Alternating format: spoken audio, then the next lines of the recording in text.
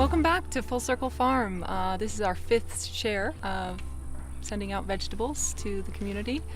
And yeah, it's an exciting week because it's kind of this transition between the many multitudes of greens we've been sending out and more of the root crops, fruit crops are just starting to come on.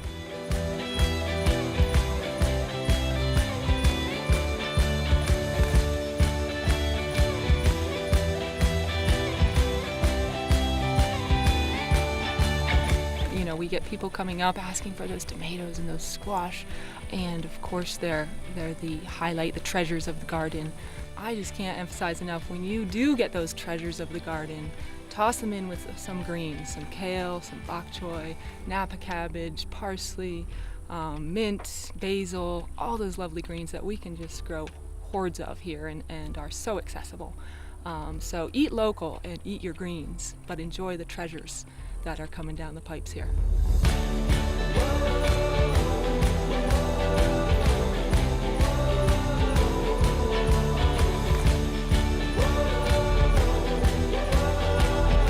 Welcome back to Just Picked, and as you can see, the garden is in almost full swing, but super pumped, very excited about this week. We got a lot of cool stuff. We're gonna do 3 dishes today. We're gonna get started on that right now, so let's go. I like to take off about that much. If you cut it too low, the beet starts to bleed out. So we're gonna kind of keep it intact here. Same with a little piggy tail. We got some foil here. This is the grill stuff. I've quadruple plied this here just so the coals don't just char the heck out of the beets. And we're gonna put a little olive oil down first. And then what we're gonna do is take this beautiful orange, and that's gonna be our really nice barrier between the coals and the beets. And we're just gonna simply season those guys with a little bit of olive oil, salt, of course. And then we're gonna go right up on top and around the orange. So a little hole for the steam to escape is fine. And now we're gonna drop it right inside the coals. Beautiful.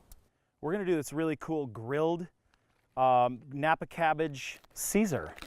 Kind of get rid of the outer leaves there and just check, see if she's all clean and pretty, and which she is. And you want to cut that right into the core. You need the connective core to keep this together on the grill. And then again, on this side, face up. Now we season. Olive oil. Nice drizzle. You want some in the leaves there, get it down in the little nooks and crannies there. So of course, a little salt. Nothing says Caesar like a little pepper. What we're also gonna do for this is we're gonna char a lemon. And that'll need just a touch of olive oil on the face. We're gonna go right down in the face of the grill there. You can see that smoking up already. So instead of doing croutons in the oven, we're just gonna do a nice little bit of grilled bread to go with the salad, which will be awesome. So just a little bit of a bias here. Get a little olive oil on the bottom and put them right in there. Then you can season the top as well. A little oil. I like to go with a little salt on there as well.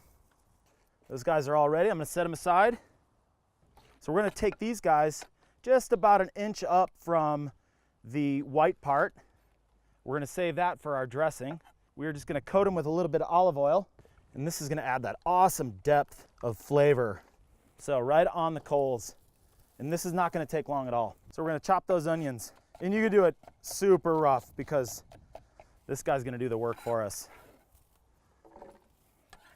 Garlic, 3 cloves go in. So now we're going with a mustard. Nice fat tablespoon. Right in there. You know what? I love lemon so much we're gonna go full lemon.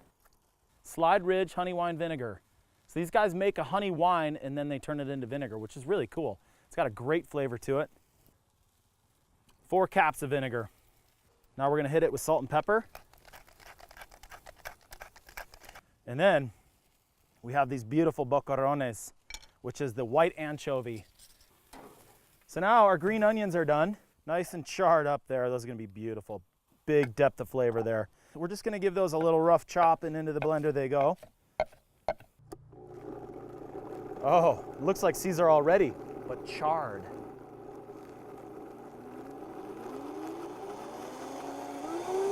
Up high. Farm fresh egg. in. So I did probably about 4 tablespoons of Parmesan in there. On, we'll find our right speed. You don't want to break it. Now we're gonna go in with our olive oil. Just slowly. All right, that's looking a lot like a Caesar. Got a really hot grill. We're gonna go ahead and fire these guys on, these beautiful Napa cabbage. Oh, dude, that is so freaking good without anything. Our Napa is charred perfectly. We're gonna put our croutons on. We're not gonna need much here. Just kissed by the coals. Oh, look at that. Whoa. This is gonna be delicious. And we're just gonna drizzle that on there. Not too much, because like I said, man, that Napa on its own is so good. So we're just gonna kind of pop some of those cute little guys on there. We're gonna take one of our lemons and we're gonna put it for show right there. And then the other one, look at that, oh my goodness. Right over the top, oh, look at that. And we're gonna shave some Parmesan over the top of this to finish. So here's our final dish. We got a grilled Napa cabbage Caesar salad, charred green onions for the base in there. We got some grilled lemon, caramelized lemons, and some grilled bread, finished with Parmesan.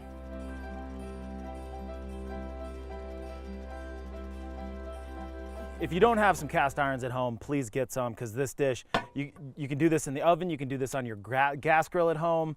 What I usually do at home, if I'm doing this at home, is stick these guys in 450-degree oven and get them hot.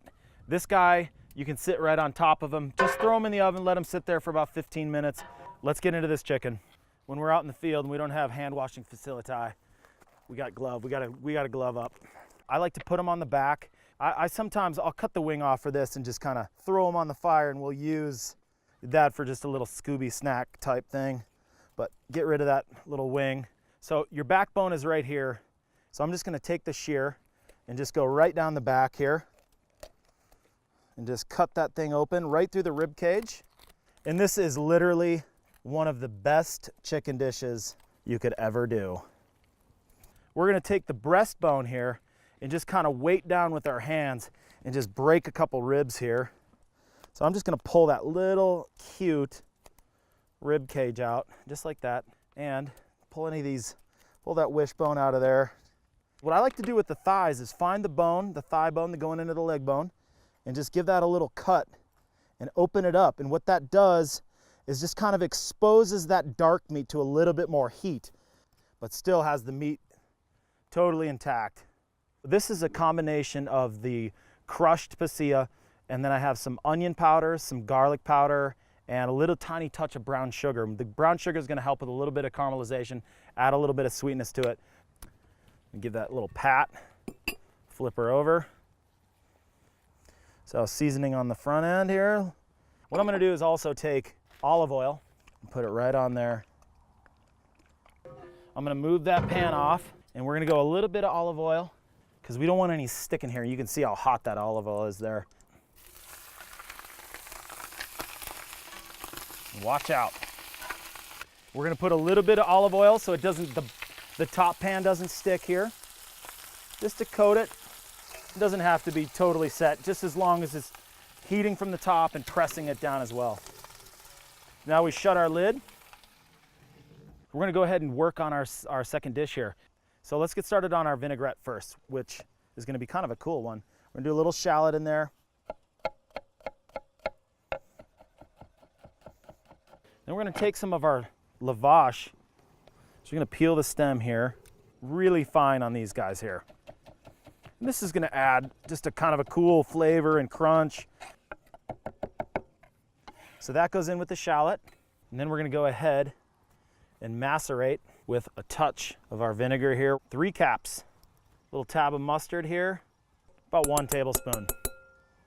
So we got our lemon here. We're going to save the zest, and then I'm going to use the juice for the vinaigrette.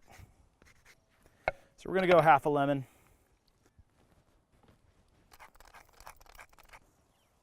And then a touch of our maple syrup, tablespoon. What we're also going to do here is take some of this beautiful mint, And if you haven't had mint in a salad dressing before, please try it. It is beautiful. And now we're gonna thicken it with our Meyer lemon olive oil. A real slow little stream here. See what we got going on here. That lavage is so interesting. Please try it. It's unbelievable. We're gonna move into the grill and check on our beets. And actually, while we're in there, why don't we check on our chicken? I'm gonna grab it at the head, turn it. Oh my goodness, look at that. So some of that blackening there that is the pasilla de Oaxaca, the chili, and that's good. That's what you want, like a nice crispy. You can see how crispy that skin is. And that's literally been on there for about 10 minutes. So this is a really fast way to cook a chicken.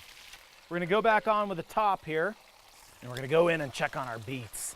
Hopefully they're not burned. Oh, they're perfectly done. So I'm gonna just close these guys up. I'll show you how to peel them very easily in a second. So now we're gonna prep our carrots for the grill, just off at the ends here. And these carrots are gorgeous, multicolor. We're gonna chuck them into the bowl here, and we're gonna give them a little bit of olive oil, a little salt, a little pepper. Give them a toss. I'm gonna set those aside for a second, and we're gonna work on our peas here. We're just gonna julienne them here, like really thin, just like a little angel hair pasta, if you will. But what we're also gonna do is some more mint and some of the lavage. Just kind of whack it up there a little bit and fire it in. Then we're gonna go in with a little bit of olive oil. We're gonna do half of our lemon. And what's really gonna soften these guys up is some salt. A little bit of pepper in there.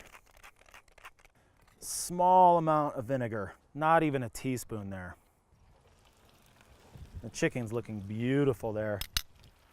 We're gonna slide that over and put our carrots right on the grill. Don't go in there, I told you not to go in there. So now our carrots are just barely kissed by these coals, just softened really. The sweetness is sort of intensified here with a little bit of cooking, but they're still got a beautiful crunch to them. A cute little trick for getting the skins off the beets is you just put them in the towel like this and just move them around a little bit, and that skin just pops right off. And you still don't lose a lot of that roasted beet flavor. We're just gonna quickly do that with the other guys here. Look at that, perfect. So now we have this beautiful spinach. So that's gonna be our base for this salad. Just a touch of olive oil, just a touch of salt and pepper. We're gonna slice up some radishes here.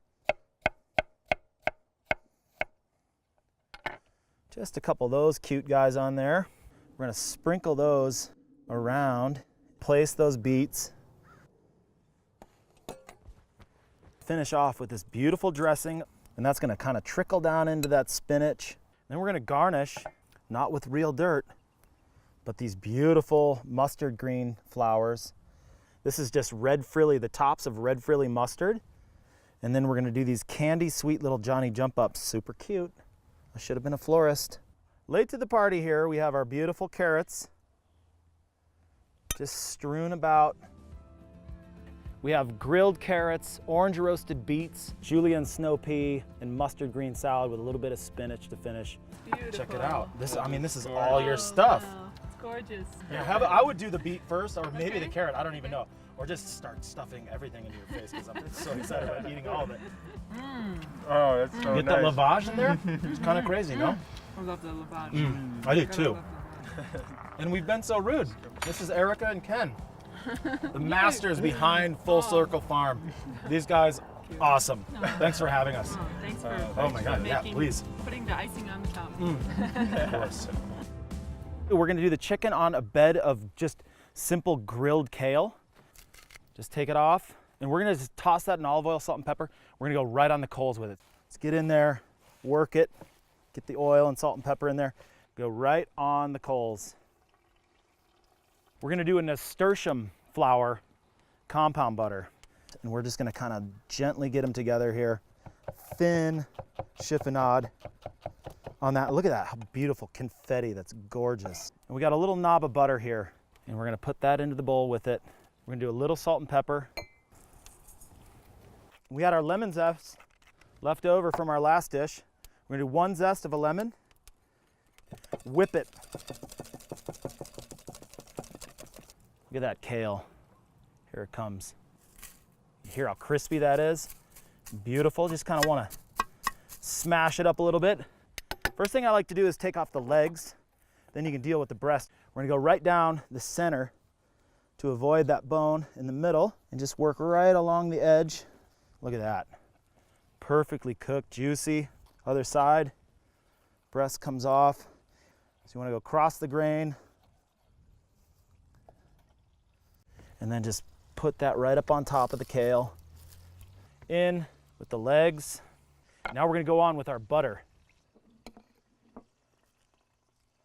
Let's put the rest of this butter in the pan with these juices, and that's going to melt it and ladle this beauty right over the top of the kale and the chicken.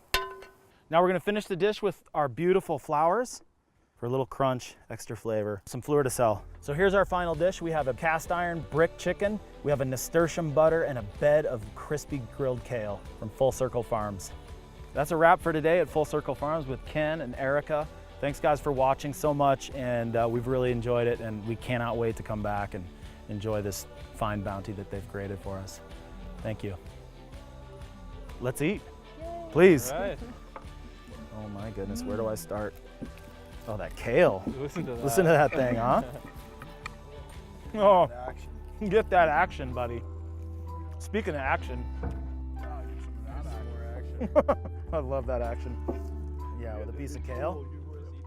Oh, dude, you gotta try that. I'm not kidding.